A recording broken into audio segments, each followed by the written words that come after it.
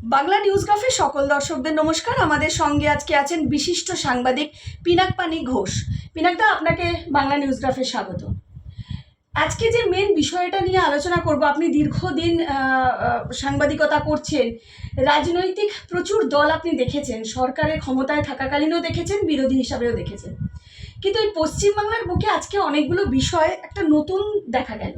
যেমন 1 নম্বর বিষয় হচ্ছে, আজকে ঈদের একটা পবিত্র দিন ছিল, সেই দিনে দেখা গেল ব্রিগেডের মতন ময়দানে, যেখানে গীতা পাঠও হয়েছে, সেই ময়দানে জায়গা করে দিল সরকার, এবং সেখানে ঈদের নামাজ পড়া গেল। পুরো গোটা রেড রোড, পার্ক সার্কাস থেকে শুরু করে মূলত ফাঁকা। এটা যেমন একটা বিষয়। আর একটা বিষয় যেমন দেখা গেল, নামাজের পর যারা মুসলিম সম্প্রদায়ের লোক, তাদেরকে দেখা গেল ভারতের পতাকা নাড়াতে। মানে এই চিত্র কিন্তু আজকে প্রায় ধরো 15 বছর বা তার আগে যদি আমি 35 বছরের সরকারও দেখি, এই ধরনের চিত্র কিন্তু দেখা যায়নি, যে ঈদের দিনে ভারতের ফ্ল্যাগ, ভারতের পতাকা মানে ওড়ানো হচ্ছে বা উত্তোলন করা হচ্ছে। এই বিষয়গুলোকে কি দেখছেন? মানে নতুন সরকার পরিবর্তনের পরে একটা নতুন চিত্র বাংলায়। না, প্রথম প্রশ্ন হচ্ছে, ভারতের মানুষ, ভারতের মুসলিম হন আর হিন্দু হন, তিনি ভারতীয় প্রথমে, তো তিনি ভারতের পতাকা নাড়বেন, এটা স্বাভাবিক। এটাকে অস্বাভাবিক তৈরি করা হয়েছিল।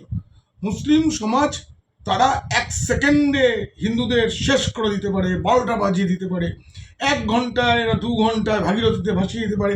এগুলো কিন্তু মুসলিম সমাজের কোনো নেতা কখনো বলেনি। এগুলো সব বলেছেন হচ্ছে কলকাতাকে মিনি কাশ্মীর বলা থেকে সব কিছু এই মিনি পাকিস্তান রাজনৈতিক নেতারা, তাদের একটা উদ্দেশ্য থাকতো। আর এখানে তো রেড রোডে বরাবর নামাজ পড়া হতো না, বাম জমানার শেষ দিকেও শহীদ মিনার ময়দানে হতো। তারপরে জল কাদা ইত্যাদির জন্য, অসুবিধার জন্য রেড রোডে গিয়েছিল, একবার খুব প্রবল বর্ষা ছিল, তারপর থেকে সেটা রীতি হয়ে গেল। এটা নিয়ে অনেক সমালোচনা হয়েছে, আলোচনা হয়েছে, কিন্তু একটু খানি মানে আমি যদি ওদের বলি যে তোমরা ওখানে না করে ব্রিগেডের সবুজ ঘাসে করো, ওই গরম পিচের রাস্তায় না করে, দুটোতেই আল্লাহ তাআলা খুশি হবেন, এইটুকু বললে যদি ভোট চলে যায়, এই ভয়ে এতদিন বলা হয়নি।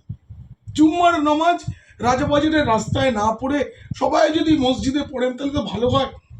এই বলাটুকুই দরকার ছিল, বলাতেই হলো। কদিন আগে একজন প্রশ্ন করছে, মাদ্রাসায় বন্দে মাতরম গাওয়া হচ্ছে, তাহলে কোথাকার মাদ্রাসায়, পাকিস্তান না আফগানিস্তান? বলছে না, পশ্চিমবঙ্গের।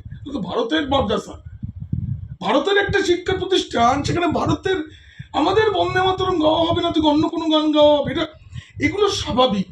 এই স্বাভাবিক জিনিসগুলোকে রাজনৈতিক স্বার্থে অস্বাভাবিক করে দেখানো হতো, তার ফলে আমাদের উল্টো লাগছে। তা না হলে মুসলিম সমাজ জাতীয় পতাকা তুলেছে, এটাকে আলাদা করে কোনো খবরই নয়, এটা একদমই তাই, এটা কোনো খবর নয়। কিন্তু এখন কেন খবর হচ্ছে?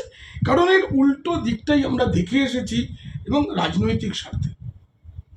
এবং এখানে আমি আর একটা বিষয়ে যাব। এই যে যেহেতু একটু আগে আপনি মাদ্রাসা নিয়ে বললেন, এই বন্দে মাতরম নিয়েও কিন্তু বিভিন্ন মৌলানাদের মধ্যে বিভিন্ন ধরনের মতবিরোধও দেখা যাচ্ছে।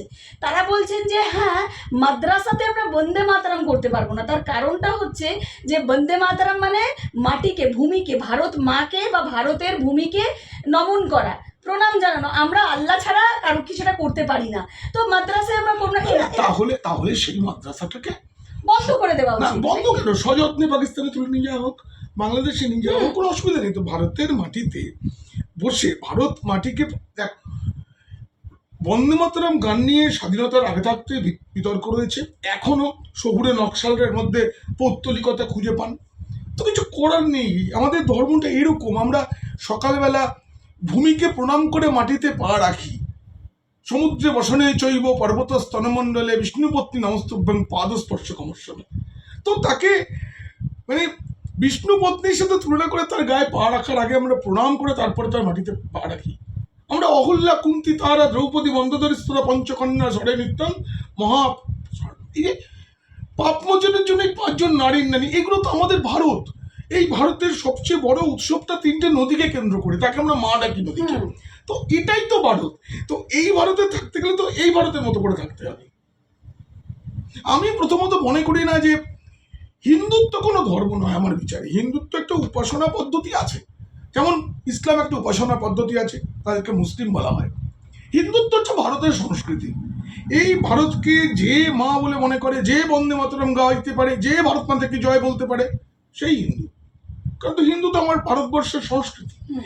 সুতরাং এই যারা বলছেন না তারা সত্যিকারের হয় হিন্দু, তাদের হিন্দুস্থানে দেখা উচিত না, তাদের খুব যত্ন করে তাদেরকে দেশের মানে বলা উচিত, দেশের কাছে আবেদন জানানো উচিত মাদ্রাসা সহ তাদের কি করে অন্য দেশে পাঠানো যায়। পিনাক দা, আমরা দেখেছি বরাবরই এই 15 বছর ধরে এই ঈদের দিনে রেড রোডে মুখ্যমন্ত্রী মমতা বন্দ্যোপাধ্যায়, মানে প্রাক্তন মুখ্যমন্ত্রী মমতা বন্দ্যোপাধ্যায়, তিনি চলে যেতেন মাথায় কাপড় দিয়ে, তিনি সেখানে রাজনৈতিক ভাষণও দিতেন এবং আমরা জানি কি বিভিন্ন সময় আক্রমণ করে, গন্ধা ধর্ম বলেছে। হ্যাঁ হ্যাঁ, ওই মঞ্চে দাঁড়িয়েই একদমই। বিষয়টা হচ্ছে যে শুধু ওইটুকু দেখলে হবে না, এই যে রাজনৈতিকভাবে শুধু মমতা বন্দ্যোপাধ্যায় বা তার ভাইপো জান্নিদা নয়, জনাব ফিরহাদ হাকিম, জনাব জাভেদ খান, তারা এবার নিজের নিজের পাড়ায় নামাজ পড়েছেন। ওই মঞ্চটাকে এখানে আমি বলে দিই, জাভেদ খানকে আজকে ব্রিগেডের মাঠে দেখা গেছে, তিনি বলেছেন, কিন্তু তিনি আবার এটাও বলেছেন দেশের আইন সবাইকে মানতেই হবে। তার মুখ দিয়ে এই কথাটা বেরিয়েছে। 3 জেলায় যিনি আইন মেনে বাড়ি করেছেন, তার একদম। ছেলেও তাই করেছেন, ঠিক আছে, আইন মানুন। এবার ওই একটা কথা আছে, মানে ভয়ে বা ভক্তিতে যেভাবেই হোক হচ্ছে। তো আমার বাড়ির পাশেই একটি মসজিদ আছে, এই বরাবর দেখে এসেছি সেখানে এই দিনে পুলিশ দাঁড় করিয়ে রাখতে হয়, আজকে ছিল না কিন্তু। হুম। তার মানে একটা বদল এসেছে। আমি জানি না, আমি বিজেপি ভালো সরকার চালাবে কি চালাবে আমি কিচ্ছু বলতে পারছি না, কিন্তু বদলটা কিন্তু হয়েছে। বদল আমরা দেখতে পাচ্ছি। আমি কয়েকদিন আগে উত্তরবঙ্গ থেকে গাড়ি করে আমি কলকাতায় ফিরেছি, তো এই সুতি, বেলডাঙ্গা এসবের ওপর দিয়ে এলাম। হ্যাঁ, তো এসব তো খতরনাক জায়গা নাকি এই সময় নয়, ঈদের সময়, কিন্তু শান্ত পরিবেশ, সব কিছু লরি পাথরের দাঁড়িয়ে রয়েছে, সেগুলোকে চেকিং হচ্ছে, তার ফাইন করা হচ্ছে, দেখেছি। কারণ বদল একটা হচ্ছে, পাড়ায় হাফ প্যান্ট পরিয়ে ঘোরানো হচ্ছে লোকজনকে। তো এটা কতদিন চলবে? আইনের শাসন শুরু হয়ে গেছে। শাসকের আইন। এই যে বিষয়টা ছিল না, দুধের গাই আর দুধ দেবে না, আর দুধ খাওয়া যাবে না, ঋষিমণি ভাইপো তারা অনেক করেছেন, অনেক এই মিথ্যা কথা বলে। আমি বহু জায়গাবার বলেছি যে ভারতের সবচেয়ে গরিব মুসলিমরা পশ্চিমবঙ্গে থাকে, তাদের শিক্ষা দীক্ষা সবকিছুকে মানে মাদ্রাসা কেন পড়াশোনা হবে? মাদ্রাসা থেকে কি একজন ইঞ্জিনিয়ার তৈরি হবে? মাদ্রাসা থেকে ডাক্তার তৈরি হবে? তারপরে গরিব মুসলমানের ছেলেমেয়েরা ডাক্তার ইঞ্জিনিয়ার হবে না, তারা শিক্ষক হবে না। এটাই তো বাম শাসন এবং তৃণমূল জামানা, তাদের মতলবটা তো তাই যে ওরা গরিব থাকুক, ওদের সমস্যা থাকুক, ওরা চিরকাল অন্ধ ভোটার হয়ে থাকুক এবং ভোটের জন্য তাদের কাজে লাগাবো, তাদের কাছে। এবং একটা গোলমাল হলে এটা বহু ক্ষেত্রে আমরা দেখেছি এই রাজ্যে গত 5 বছরে, বিশেষ করে মুসলিম মরে মুসলিম গ্রেপ্তার হয়, চোর ডাকাত। রাজ্যে কোনো কিছু 15 আগস্ট কিছু হলে যে যে থানাগুলোকে সতর্ক করা হয় সেই থানাগুলো মুসলিম অধ্যুষিত এলাকা, এগুলো থাকবে না। এই যে আজকে যারা জাতীয় পতাকা তুললেন, তারা ভারত পাকিস্তান ম্যাচের দিনও ভারতের পতাকাই রাখবেন। এরপরে তারা নিজেরা দায়িত্ব নিয়ে বলবেন আমাদের এই কালিমা ঘোচাতে হবে। আইডেন্টিটি ক্রাইসিস মুসলিমদের, একদমই তাই। এটা তৈরি করা হয়েছে রাজনৈতিক স্বার্থে। ঠিক যেভাবে সিপিএম কখনো শ্রমিকের সমস্যা মেটাতো না, কারণ শ্রমিকের সমস্যা মিটে গেলে সেই শ্রমিক আর সিটুর কাছে আসবে না, ঠিক তেমন ভাবে মুসলিমদের পিছড়ে বর্গ করে রাখা হয়েছে। এই যে 5,700 কোটি টাকা, কত কোটি টাকা বাজেটে হয়েছে, তো বিজেপি সেটাকে নিয়ে প্রচার করেছে, কিন্তু আমি জানি এটা পুরোটাই মিথ্যা ছিল। খুব বেশি হলে 1,000 কোটি টাকা মুসলিম উন্নয়নের জন্য বাজেট বরাদ্দ থাকে, সেটাকে দেখানো হয় 5,700। ওই টাকা অন্য জায়গায় চলে যায়, খরচ করার জায়গা নেই। একটা মাদ্রাসার যে শিক্ষার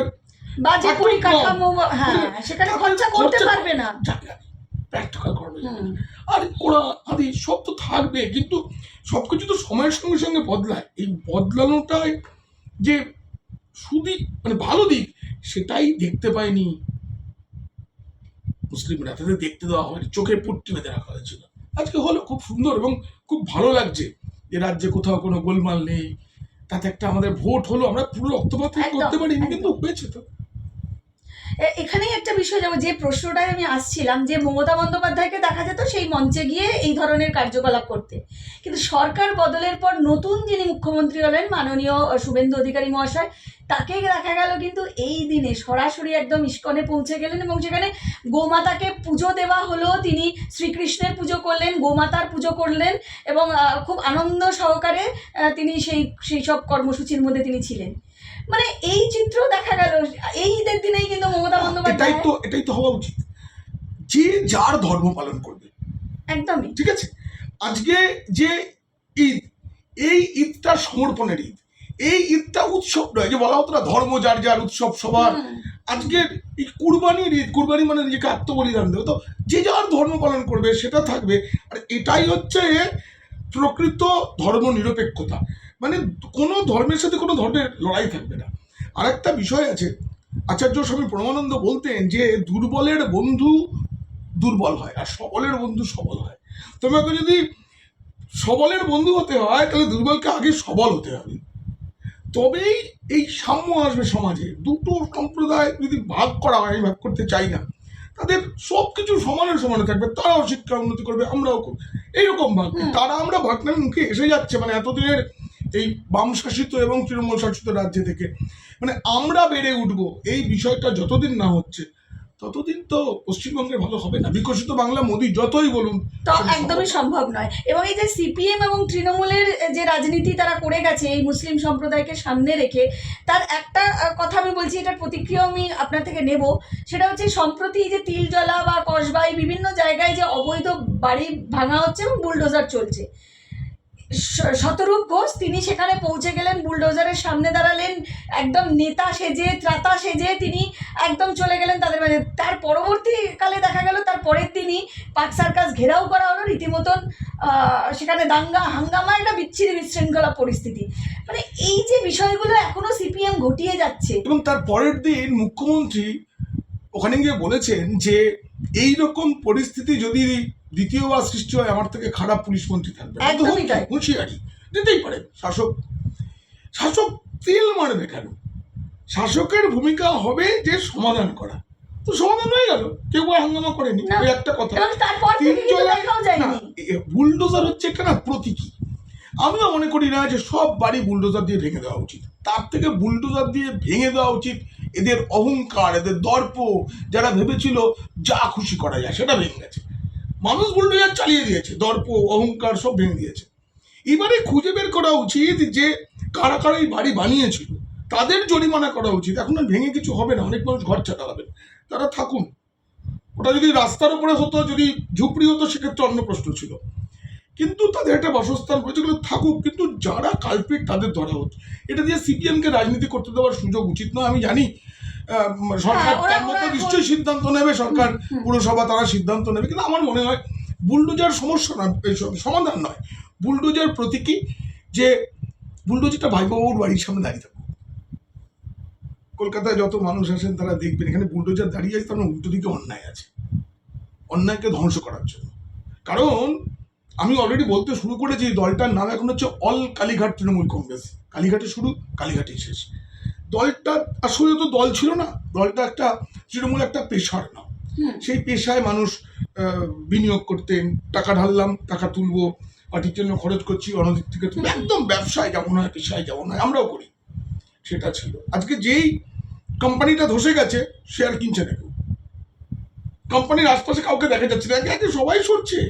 কাকলি সবাই যে দূরত্ব তৈরি করছে তার একটাই কারণ, তার কারণ হচ্ছে তাদের ব্যবসার জন্য তারা ওখানে বিনিয়োগ করেছিলেন, বিনিয়োগটাও তুলে নিচ্ছে, আর যা দিয়ে দিয়েছে লস হয়েছে। কারণ ওই যে অহংকার, গোটা ভোটে একটা রাজনৈতিক দলের প্রধান নেতা বলেন তিনি গাড়ির ওপরে চেপে খালি 4 তারিখের পর দেখে নেবো, এইটা কোনো ভোটের প্রচার হতে পারে? 3বার যারা ক্ষমতায় থেকেছে, তাই নয়, দিল্লির বাবা, ওসব তো ছেড়ে দিচ্ছি, কার বাবা তুলিয়েছে আমার কিচ্ছু যায় আসে, বাংলার মানুষ নিয়ে বলছি। উপরে দাঁড়িয়ে তিনি কি বলবেন? 3বার ক্ষমতা থাকা মানুষের গলা হবে নরম, তিনি বলবেন আপনারা আমাদের 3বার থাকার সুযোগ দিয়েছেন, আরো এক দফা দিন, আমরা অনেক কাজ করতে পারিনি সেগুলো করবো। তা নয় 4 তারিখের পর আমি ডিজে বাজাবো, কানে গোড়ায় দেবো, এরাই করবো। উনি যদি ওইটা বলেন, তাহলে আস্তে আস্তে ওরা নামছে নিচের দিকে। তাহলে নিচের দিকে কি বলা হচ্ছিল? যে সেই যে গুন্ডারা তারা কোথায় আছে? তৃণমূলের বড় বড় নেতা মন্ত্রী নিখোঁজ। আমরা ভোটের পর বহু মন্ত্রীকে কোনো ক্যামেরায় তারা ধরা পড়েননি। অরূপ বিশ্বাস কোথায়? ইন্দ্রনীল সেন কোথায়? মঞ্চ আলো করে থাকতে। না, ইন্দ্রনীল সেন বলেছেন যে আমি আবার গানে ফিরতে চাই, মানে এতদিন উনি গান চর্চা ভুলে গেছিলেন, এবার গানে ফিরবেন। এতদিন তো গান ছিল না, ওটা হচ্ছে গান দিয়ে তেল। কেউ তেল দিয়ে খবর লিখেছেন, কেউ তেল দিয়ে গান গেয়েছেন, এইসবই তো হয়ে চলেছে। এই পুরো সিস্টেমটা 15 বছর না তোষণ পাল্টা তোষণে চলেছে। সংবাদ মাধ্যম তোষণ করলে তিনি বিজ্ঞাপন পাবেন, ঠিক আছে? আবার আমি তোমাকে তোষণ করছি তাই তুমি ভোট দেবে, কিন্তু এই যে তোষণের খেলাটা, এই খেলায় আজকে সকালবেলা উঠে আমার ওই পাট খেতে যখন 2 কোটি কত লক্ষ টাকা উদ্ধার হয়েছে না, মানে বাংলায় রবীন্দ্রনাথের গানে ধানের খেতে রৌদ্র ছায়ার লুকোচুরি খেলা লুকোচুরি চলতো, খেলা। সেখানে এখন টাকার পাটের লুকোচুরি খেতে খেলা। কালো টাকার লুকোচুরি খেলা। খেলা। এ বাংলা তো সে বাংলা নয়। তো এরা বাংলা বাঙালি অনেক কিছু বলেছেন, বাংলা মানে একটা সংস্কৃতি, সেই সংস্কৃতিটাকে শেষ করে দেওয়া হয়েছে। বাংলা মানে সম্প্রীতির সংস্কৃতি, প্রচুর উদাহরণ। মানে তথাকথিত হিন্দুরা যারা পূজা করে তারাও কিন্তু সত্যনারায়ণের পুজো দেয়, তারা পীর বাবার কাছে যায়। তো আমার এই রাজ্যে নজরুল আদর্শ আমাদের, তিনি পাঞ্চজন্য গানও লিখছেন, তিনি শ্যামা সঙ্গীত লিখছেন, তিনি তেমন করে ইসলামটা বুঝছেন, তিনি তেমনি কোরআনের হাদিসের কথা উচ্চারণ করছেন। এটাই তো বাংলা। তো ওই একই বৃন্তে দুটি কুসুম গাইবো আর দুটো কুসুমকে চিরকাল দূরে রেখে দেবো, একদম এইটা করে আসলে সম্প্রীতি হয় না। সম্প্রীতিতে দুটো কুসুমকেই শাসন করতে হয়, সমান শাসন। আমাদের সন্তান বাড়িতে থাকলে, দুটি সন্তান থাকলে তাকে সমান শাসন করতে হয়, তা নাহলে একজনের অভিমান হয়, অভিমানে ও ওর উপর আক্রমণ করে, চিমটি কাটে, ওকে গাট্টা মারে, এগুলো চলে। সমান শাসন, সমান প্রশ্রয়, এইটা দরকার। আমাদের রাজ্যে এটা ছিল না। একদম শেষ প্রশ্ন করবো, এই যে নতুন সরকার আসার পর অনেকগুলো প্রকল্প বা অনেক কিছু বিষয় ঘোষণাও করেছে ইতিমধ্যে। যা যা ঘোষণা করেছে আমি পয়েন্ট ওয়াইজ আর বলছি না, মানে সবাই এখন জানেন ইতিমধ্যে কি কি ঘোষণা হয়েছে। কি বলবেন, মানে এই এখনো 1 মাসও হয়নি সরকার, সেই সরকারের যা যা পদক্ষেপ দেখে অ্যাজ আ সাংবাদিক এবং নাগরিক হিসাবে আপনার না, আমি তো মিলিয়ে নেব। আমি এই সরকার ক্ষমতায় আসার দিনেই বলেছি, আমি বিজেপির সংকল্পপত্র আমার মুখস্থ করে রাখা আছে, আমার কাছে রাখাও আছে, আমি একটা একটা করে টিক দেবো। আমি টিক দেওয়ার কাজটা করে চলেছি, এখনো সবটা হয়নি, তাই এখনই মূল্যায়ন করার সময় হয়নি, 1 মাস হয়নি 1 মাস সরকারের বয়স। হয়নি, একদম। কিন্তু না, এটাও আবার ঠিক বিধানটা, সরকার নতুন সরকারকে কিছু সময়ও দিতে না হয় না না, পুরোটা সাজাতে আজকে গেলে। আমাদের রাজ্যের যে অবস্থা, তাতে আর সময় দেওয়ার সময় নেই পারিতা। এখনো কমপক্ষে 1 দশক লাগবে এই বাংলার সমাজটা, মেরুদণ্ডটাকে ঠিক ঠিক করতে। করতে। একটা দুটো প্রজন্ম পুরো নষ্ট হয়ে গেছে, শিক্ষা ব্যবস্থার যা হাল হয়েছে। স্কুলে স্কুলে বেঞ্চ নেই, ছাত্র নেই, টিচার নেই, ছুটির পর ছুটি বাড়ানো হয়েছে, এগুলোকে কমানো। এই সরকার এসেই একটা ছুটি কমিয়েছে। আবার বাঙালিকে বেশি কাজ করতে বললেও মুশকিল আছে, ছুটি ছাড়া কমালে বাঙালি খেপে যেতে পারে। সবার টাকা চাই অন্নপূর্ণা ভান্ডার, বাড়িতে টোটালটা সেন্ট্রালি এসি, তিনিও ফোন করছেন কি করে, কেন আমি পাবো না? পাবে। না না, এটা তো আমাদের অভ্যাসের ব্যাপার বিনাকদা, কারণ লক্ষ্মীর ভান্ডারটা ওইভাবেই চলে এসেছে এত বছর হ্যাঁ, ধরে। এই তো এই যে অন্যায়ভাবে একজন চলে এসছে। পুরুষ মানুষ লক্ষ্মী ভান্ডার পেতেন, তাকে হ্যাঁ, জিজ্ঞেস সেও করা ধরা পড়েছে, সে হ্যাঁ। ধরার পরে তিনি একটা ভালো কথা বলেছেন, যে দুর্নীতি সরকার, দুর্নীতির টাকা দিত নিতাম। নিতাম। তো ঠিকই তো, এই দুর্নীতির সরকার ছিল, তার ফলে না সবাইকার, মানে আমিও বলতে পারবো না আমি কোনো দুর্নীতির সঙ্গে যুক্ত নই। কোনো না কোনো ভাবে তৃণমূল প্রত্যেকটা মানুষকে দুর্নীতির অঙ্গ করে ফেলেছিল, কোনো না কোনো ভাবে। মানে হয়তো আমি কি বলবো, যে আমার বাড়ির সামনে, আমার যেখানে মূল বাসিন্দা, সেখানে একটা রাস্তা, কমন মানুষের যাওয়ার রাস্তা, সেটাও ঢালাই করে দেওয়া হয়েছে খাদা জায়গাটা। তো এটা আমার প্রাপ্য ছিল না, এটা দুর্নীতি হয়েছে, কিন্তু হয়েছে। এই যে আমি ভোগ করেছি, 2 টাকা কেজি চাল সবার বাড়িতেই যাচ্ছিল, আমি নিজেও খেয়ে ফেলেছি কতবার। তো মানে একদম নিকট আত্মীয়দের বাড়িতে গিয়ে। তো এইভাবে তৃণমূল এটা করেছে, দায়িত্ব নিয়ে করেছে। আমি এমন দোকান থেকে জিনিস কিনেছি যেটা অবৈধ, এই যে করে করে প্রত্যেকটা মানুষকে দুর্নীতি করে মাথা নিচু করে দিয়েছিল। এই প্রথম বিজেপির স্লোগানগুলো না এলো, এই পাল্টানো দরকার, এই দরকারটা মানুষ বুঝলো। তারপরে এই ভরসাহীন, এই যে ভরসা করা যায়, ভয় নয়, ভয় নয়। আজকে সোশ্যাল মিডিয়া থেকে শুরু করে সর্বত্র ভোটের 6 মাস আগে থাকতেই ভয় কেটে গেছিল। বাচ্চা বাচ্চা ছেলে মেয়ে, গৃহবধূ, তারা ফেসবুকে তারা নানা রকম কিছু বানিয়ে বানিয়ে দিচ্ছেন, তারা চাইছেন পরিবর্তন আসুক, পরিবর্তন আসুক, পরিবর্তন আসুক, তার জন্য করছেন। ভয় থাকলে ওটা করা যায় না, এমন কিছু কিছু কাজ তারা করেছেন। এই যে ভয়টা কেটে গেছিল, মানুষের থেকে তৃণমূলের এত দূরত্ব বেড়ে গিয়েছে যে এটা অগ্নিকন্যা বুঝতেই পারেনি। কারণ ততদিনে তিনি মিথ্যে কথা বলে বলে অগ্নিকন্যা হয়ে গেছেন। তিনি যা পারবো বলবো, আমি যা খুশি বলবো, আমি ইলিশ মাছের বীজ পুঁতবো, আমি কাশফুল দিয়ে বালিশ মানে বানাবো। আমি যা বলি হ্যাঁ, সেটাই সত্য, সেটাই সত্য। আমি সূর্য তুলবো, সূর্যকে ডোবাবো, এইটা হয়ে গিয়েছিল। ফলে মাটির থেকে দূরত্বটা বেড়ে যায়। তাই ভোট গণনার আগের দিন রাতে, পরের দিন সকাল 9টা পর্যন্ত তৃণমূলের নেতারা আমায় হুমকি দিয়ে গেছে। আমরা আসছি কিন্তু 220 নিয়ে, কোনো ধারণাই ছিল না মাটি সম্পর্কে। কারণ শেষ 5 বছরে ভাইপো জমানায় আইপ্যাকের সাথে মাটির যুগ ছিল, আর বাকি ওপরে আইপ্যাক থেকে একটা রিপোর্ট যেত, নিচের লোকে আইপ্যাকের কাজ করতো। এই রিপোর্টটা বন্ধ হয়ে গেছে যাওয়া, আর নিচুতলার নেতাদের নির্দেশ আসা বন্ধ হয়ে গেছে। তারা আইপ্যাকের সাথে কাজ করে অভ্যস্ত। এই যে গ্যাপটা তৈরি হয়ে গেল, আইপ্যাক এসেছিল এখানে একটা সংস্থা, এত ছেলে মেয়ে তাদেরকেও দুর্নীতির মধ্যে ঢুকিয়ে দিল, কয়লা কেলেঙ্কারি হেনাতেনার মধ্যে ঢুকিয়ে দাম। তো সব মিলিয়ে তৃণমূলের এই হেরে যাওয়াটার পেছনে তৃণমূলের একটা বড় বিষয় হচ্ছে তৃণমূল বুঝতেই পারেন যে মানুষ পরিত্রাণ চাইছে, বদল নয়, পরিত্রাণ চেয়েছিল মানুষ। আর মানুষের মধ্যে ভয়টা কাটতে শুরু করেছিল। একদমই মানে নির্বাচনটা পুরোটাই হয়েছে জনতা ভার্সেস মমতা, এবং সেই জায়গায় যেহেতু বিজেপি ভরসা দিয়েছে, সেই ভরসাটা মানুষ নিয়ে এখন আমাদের পরীক্ষা করে দেখা বিজেপি কিরকম চালায়। একদমই এখনই এত কিছু আলোচনা বা মূল্যায়ন করার সময় আসেনি। অবশ্যই পরবর্তীকালে আবার আমরা বসবো। অসংখ্য ধন্যবাদ পিনাকদা, অসংখ্য ধন্যবাদ আমাদের দর্শক বন্ধুদের যারা এতক্ষণ অনুষ্ঠানটি শুনছিলেন। নমস্কার।